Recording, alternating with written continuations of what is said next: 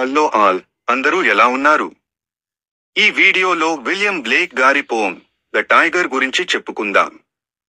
ఇంతకు ముందు వీడియోలో ద ల్యాంబ్ గురించి డిస్కస్ చేశాం కదా. ఇప్పుడు రెండో పోమ్ ద టైగర్. ఇందులో 6 స్టాంజాస్ ఉన్నాయి.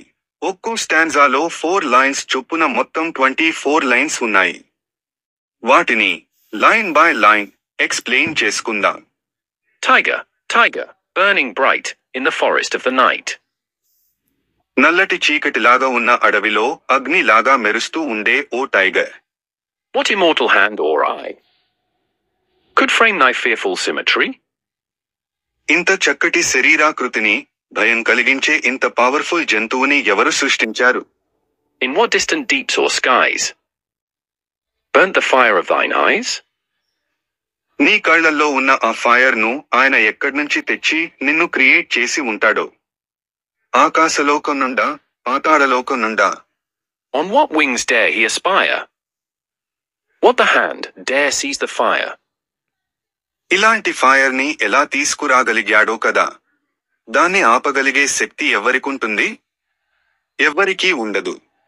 And what shoulder and what art could twist the sinews of thy heart? And when thy heart began to beat, what dread hand and what dread feet? నీలాంటి బలమైన, దృఢమైన గుండెను క్రియేట్ చేసి దాన్ని కొట్టుకునేలా చేశాడు అంటే ఆయన ఇంకెంత బలవంతుడు, ధైర్యవంతుడు అయ్యుండాలి? What the hammer? What the chain? In what furnace was thy brain? What the anvil? What dread grasp dare its deadly terrors clasp? నీలాంటి ఒక విగ్రహాన్ని తయారు చేయడానికి ఎలాంటి హ్యామర్ ని వాడాడో? ఇక్కడ విలియం బ్లేక్ పులి యొక్క శరీరాన్ని ఒక దృఢమైన విగ్రహంతో కంపేర్ చేశారు. నీ బలాన్ని, కోపాన్ని తట్టుకునే శక్తి ఎవరికి ఉంటుంది? నువ్వు ఎంతో శక్తిమంతుడివి. నీ మెదడును, అంటే ఆలోచనా శక్తిని ఏ కులిమిలో తయారు చేశారో, దానికోసం ఏ యాన్విల్ ని వాడారో?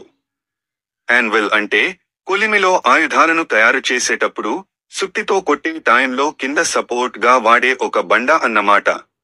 అంతటి బలశాలివైన నిన్ను తయారు చేయడానికి ఇంకెంత బలమైన చేయి కావాలో కదా. When the stars threw down their spears and watered heaven with their tears.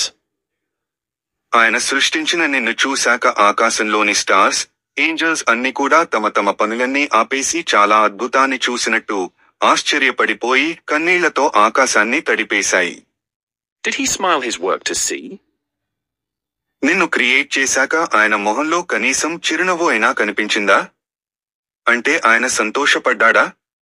Did he who made the lamb make thee? ఆ ల్యాంబ్ ని క్రియేట్ చేసిన వాడే నిన్ను కూడా క్రియేట్ చేశాడా? అలా అంటే నమ్మశక్యంగా లేదు. అంటే అంత డిఫరెన్సా? Tiger, tiger, burning bright in the forests of the night. What immortal hand or eye could frame thy fearful symmetry? ఇక్కడ చివర్లో మొదటి లైన్స్ నే మళ్లీ రిపీట్ చేస్తూ పోమ్ ని ముగించారు పోయిట్. ఇది ద టైగర్ అనే ఈ పోమ్ యొక్క ఎక్స్ప్లెనేషన్.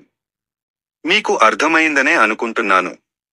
ఇప్పుడు ఈ లెసన్ లోని 2 పోయమ్స్ మధ్య కనెక్షన్ చూద్దామా? ఈ 2 పోయమ్స్ 2 ఎగ్జాక్ట్ అపోజిట్ విషయాలను ఒక కామన్ పాయింట్ ద్వారా కలుపుతూ ఉంది. 2 పోయమ్స్ లోని 2 క్యారెక్టర్స్ ఒకదానికొకటి పూర్తిగా విరుద్ధమైనవి. పులి, గొర్రె. ఈ 2 పూర్తిగా వేర్వేరు భావనలు, ఒకటి అమాయకత్వం, ఒకటి ధీరత్వం.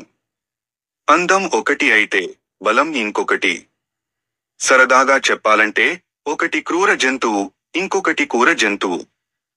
రెండింటి జీవన మార్గాలు వేర్వేరు.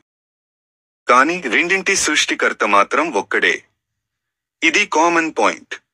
ఆ సృష్టికర్త యొక్క సృష్టిలో ఎన్ని విభిన్న కోణాలు ఉన్నాయో కదా.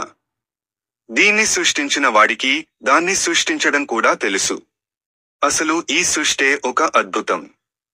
సృష్టిలో అన్నీ ఒకేలాగా ఉండవు. పరస్పర విరుద్ధ భావనలు ఉంటాయి. ఇదే థీమ్ ఆఫ్ డ్యువాలిటీ. ఇది ఈ 2 పోయమ్స్ నుండి కవి మనకు చెప్పాలనుకున్నది. దీని కాన్సెప్ట్ మీకు అర్థమైందనుకుంటా. ఇంకా ఇది క్లోజ్ చేసేసి నెక్స్ట్ వీడియోలో ఇంకో కొత్త టాపిక్ తో మళ్ళీ కలుద్దాం. ఇప్పటివరకు ఈ వీడియోని స్కిప్ చేయకుండా చూసినందుకు థ్యాంక్ యూ వెరీ మచ్. దీనికి సంబంధించి మీకేమన్నా డౌట్స్, సజెషన్స్ ఉంటే కమెంట్స్ రూపంలో చెప్పండి.